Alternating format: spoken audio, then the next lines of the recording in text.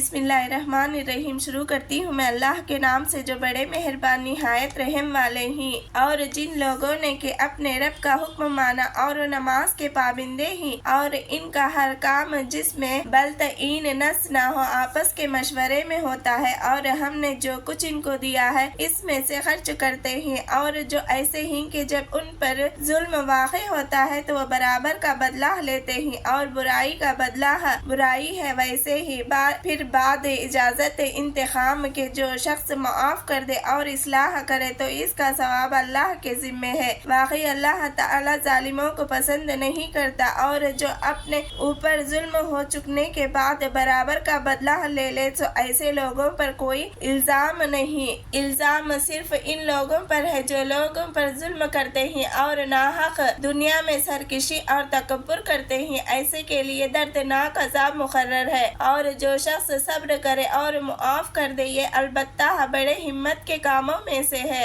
اور جس کو اللہ تعالی گمراہ کر دے تو اس کے بعد اس شخص کا دنیا میں بھی کوئی چارہ ساز نہیں۔ اور آپ ان ظالموں کو دیکھیں گے جس وقت کہ ان کو عذاب کا معائنہ ہوگا، کہتے ہوں گے کیا دنیا میں واپسی جانے کی کوئی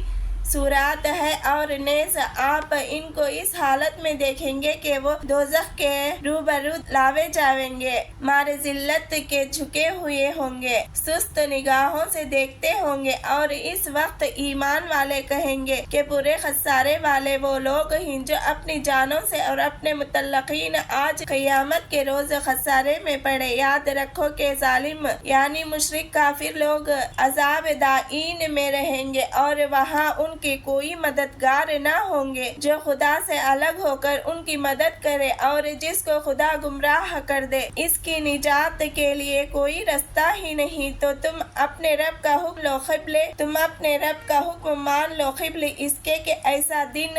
آ پہنچے جس کے لیے خدا کی طرف سے ہٹانا نہ ہوگا، نہ تم کو اس روز کوئی پناہ ملیں گے اور نہ تمہارے بارے میں کوئی خدا سے روک ٹوک کرنے والا ہے۔ پھر اگر یہ لوگ یہ سن کر بھی اعراض کرے تو ہم نے آپ کو ان پر نگران کر کے نہیں بھیجا جس سے آپ کو اپنے باز پرست کا احتمال ہو۔ آپ کے ذمے تو صرف حکم کا پہنچا دینا ہے، اور ہم جب اس قسم کے آدمی کو اپنی عبادت کا مزہ چکھا دیتے ہیں تو وہ اس پر خوش ہو جاتا ہے، اور اگر ایسے لوگوں پر ان کے ان اعمال کا بدلے میں جو پہلے اپنے ہاتھوں کر چکے ہیں کوئی مصیبت آ پڑتی ہے تو آدمی ناشکری کرنے لگتا ہے۔ اللہ ہی کی سلطنت ہے آسمانوں کی اور زمین کی، وہ چاہتا ہے پیدا کرتا ہے جس کو چاہتا ہے پیدا کرتا ہے، جس کو چاہتا ہے بیٹا عطا فرماتا ہے اور جس کو چاہتا ہے بیٹیاں عطا فرماتا ہے۔